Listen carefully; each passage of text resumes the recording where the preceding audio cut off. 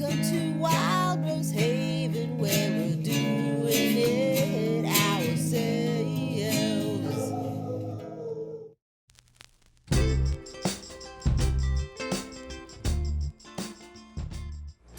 Hello everyone, it's me, the Mrs. again, and I am here to do a quick review and a demonstration, a little DIY project at the same time with the Zero Derm Advanced Therapy Nourishing Hand Soap. And this is something I found on Amazon by Ginger Lily Farms that I wanted to try because of the fact that it's all natural and it doesn't have it has all of these wonderful qualities about it, which is hard for me to find. I've been looking for something that I could use as a hand soap. So I want to try this Zero Derm to see how well it works. And this is the list of the ingredients here. One of the things I like about it is the fact that it does have nice softening qualities about it, which is something that you sometimes have to give up when you are getting certain types of hand soaps out there that are all natural as well. And it also has aloe vera in it too. And I tell you what, I've tried the dish soap, and so far their dish soap, which also has the aloe vera in it, has been working nicely for me. One of the things that I am hoping that it's going to help me with is where I've been using washing the dishes with the other dish soap that we've been using, that it can stop this discoloration going on, and drying my hands out. My hands have really been drying out a lot, as well as Mr. Rose. So hopefully this will help calm all of that down. So what we're going to do is I'm going to go ahead and try this out and see how well it works, but also show you how to make your own little cute hand dispenser or soap dish dispensers out of mason jars. So I saw this idea, which was this thing I happened to notice as a really cute dispenser that you can make for yourself, especially if you're into the whole rustic-y farm style or a bit of the industrial look. This particular product that I was thinking about, I was interested in getting, well, I said, well, it's a mason jar, right? But they were selling for like about, depending on where you're looking, like, you know, $10 a piece or what have you. So what I'm gonna do is I'm gonna go ahead and make my own, because I found we have the mason jars, and one of these jars are recycled from a spaghetti sauce jar that I used, and I found these really cute mason jar caps right here, and these are for regular size mason jar caps that you can get. This little soap dispenser thing here I found on Amazon. And this here is actually a bottle of hand soap that I am just going to recycle the bottle and use it for, this is the one that we use on our kitchen sink, so that way it doesn't break. All right, so what we're going to do is that we're going to use these two bottles here, or these bottles here. These are 16 ounces, and I think this is about 17 ounces for that one. And if you don't have the mason jars, you can find them anywhere to make yourself, either on, your local store or wherever you happen to find them. Finding the clear ones that do not have the word mason on it, you might have to do a little bit more research on that if you are looking for something that doesn't have, you just want a nice clean look, okay?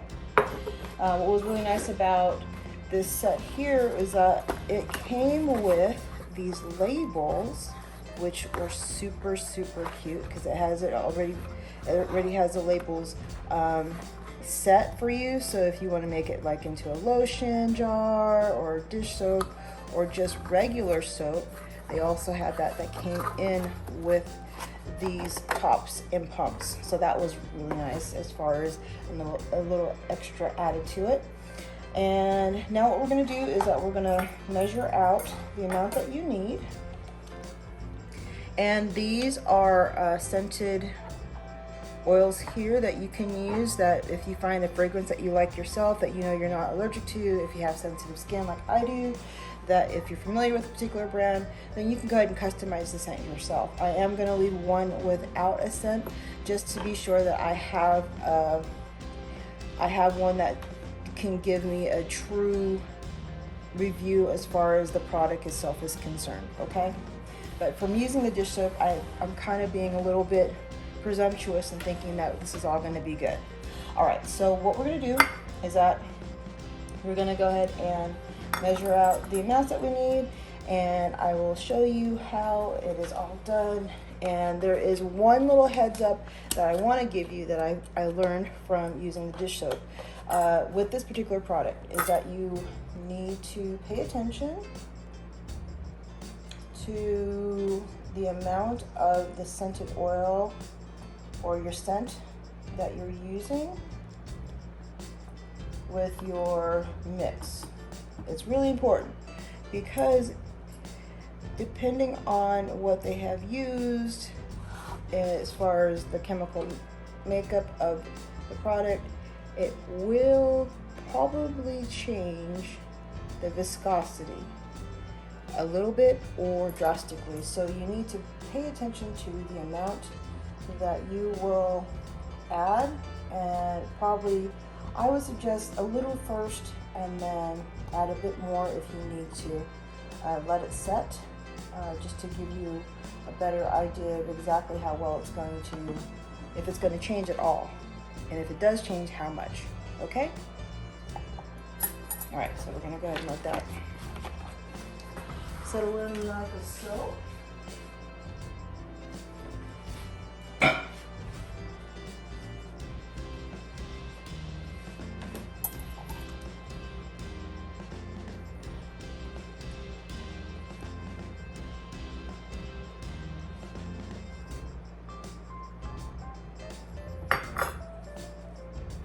Now I'm going to go with a 1/4 teaspoon, and I think I'm just going to go ahead and start out with a 1/4 teaspoon of my scent.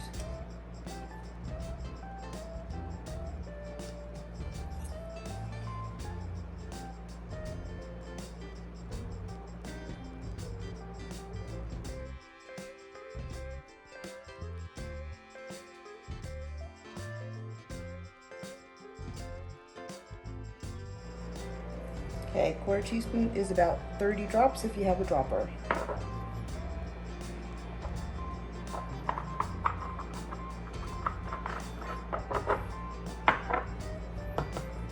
And your fragrances you can find online wherever you buy your essential oils from or your fragrance from. And you just want to slowly mix it just to stop it from bubbling up, frothing up or anything like that. Just slowly mix it in.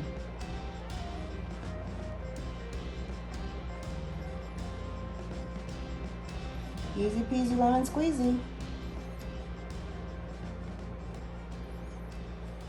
Now the viscosity hasn't changed much, and I don't feel like I actually need to add any more scent to this particular,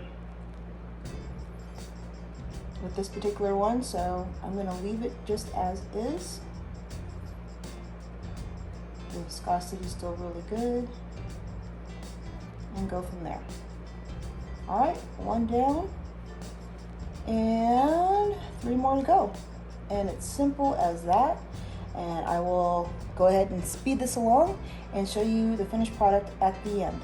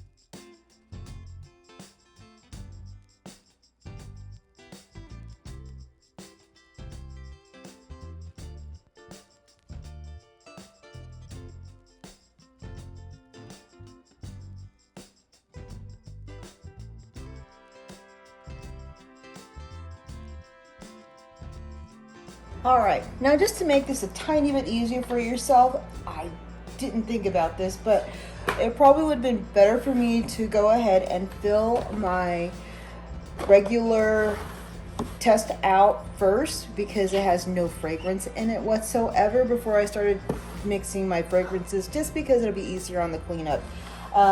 So that's all I would suggest for you to do. If you did not figure that out yourself from going, you're probably thinking, why didn't she just do that first? Well, sometimes, you just get excited. You just want to jump in and start making and creating things, right? So I am going to measure this out anyhow because I can't see the bottle. So I'm going to put in 2 cups or 16 ounces is what this should be able to fit. To try it out. So this is just the regular Zero Derm, no fragrance whatsoever. And this is going to go over the kitchen sink, and we're going to see how well it works on my skin. I have tried it so far just now, and look, it has a little bit of a sheen. So it does really give you moisturizing, conditioning effect, which I'm happy about.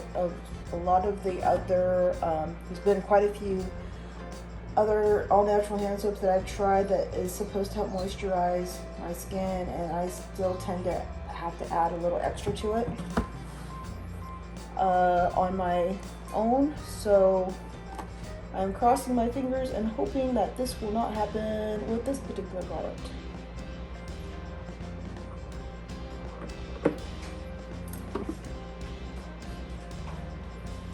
This is not a disinfecting one. They do have a disinfecting hand soap. I didn't get that one just because I wanted just to try this one first, just to see how well it worked out for me.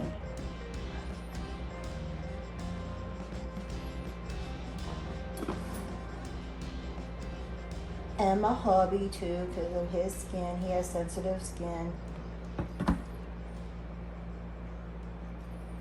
All right, so that was about 2 cups, 16 ounces for this jar. Okay, moving right along. All right, one of the things that I probably should have mentioned to you as well is that what would help you be able to make sure you have the right measurement when you're cutting your tube for your soap pump is to, I just lined it up here at the top of the lid because I can't put the whole pump in there, and just lined it up to the bottom, and just, if you do it when it's clear, it'd probably be easier for you to make sure you get a pretty good guesstimate. But I'm cutting it, and I have to allow for the drop. So if I cut it right about here, I'm hoping it won't be too long. So there we go. And then that way you can check it. And yeah, it was still a little too long. So I'll just cut it just a tad bit shorter. Let's see, let's try to line it up like that. Maybe that'll work better. You line it up like that. Will that work better? Let's try that. So I'm just lining it up like if it's screwed down. And that's the bottom of the jar. It's just a teeny tiny bit off. Just like so. And screw it on. Oh, good. I think that'll work, because at least you'll still get a little bit of what you need from the bottom of the jar. Now just make sure once you make your cut, you flip it over. And at first I thought it mattered, but they do have the little air gap here on the bottom. Make sure that that's on the bottom. And there you go. Voila. And that way it should be able to get most of all your soap at the bottom of your jar.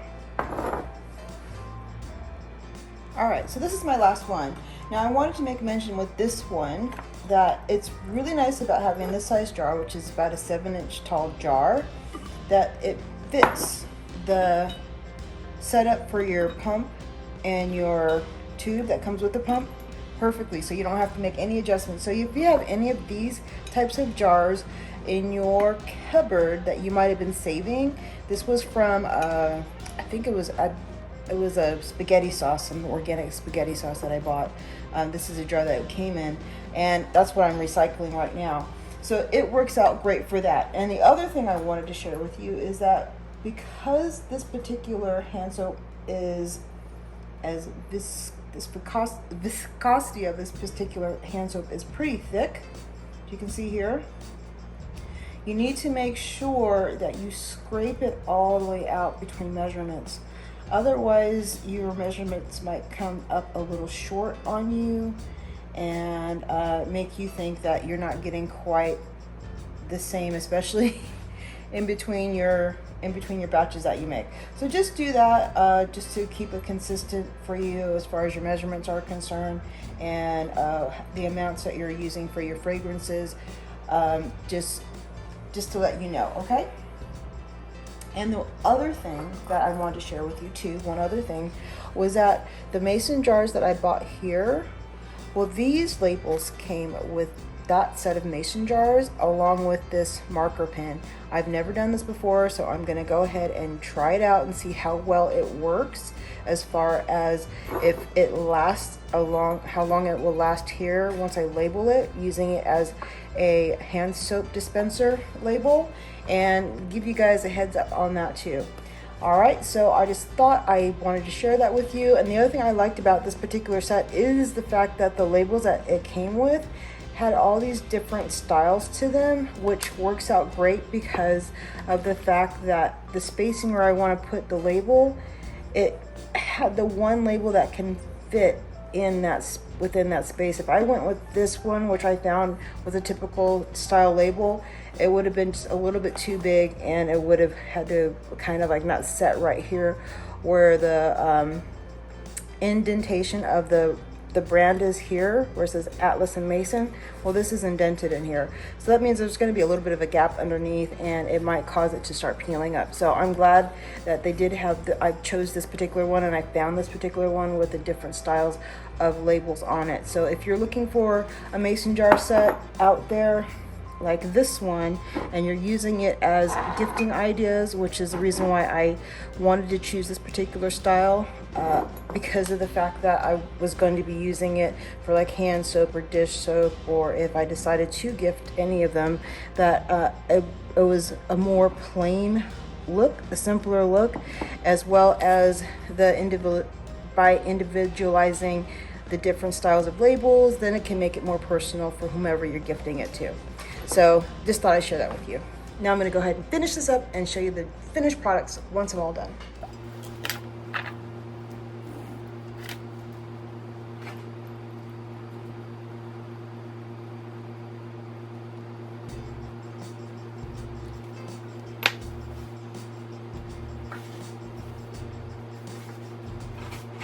All right, well, as you can see, there's the comparison, handwritten and machine done.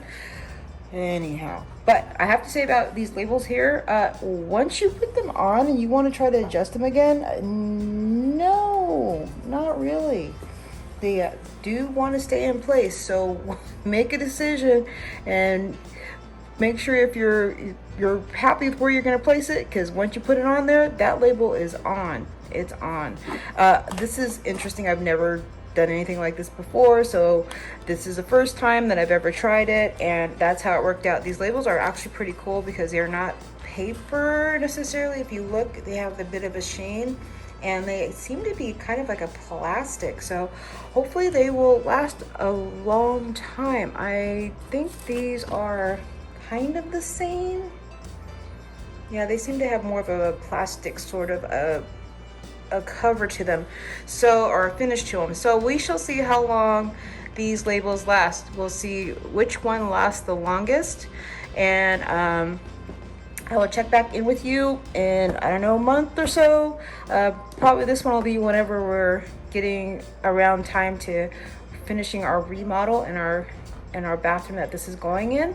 But for now, that is what it looks like, and I was able to fill all 4 of these 16 ounces, 2 cups apiece, and I will give you a breakdown on how much approximately this would cost as far as if I bought them as 16 ounce hand soaps. Okay, and there you go.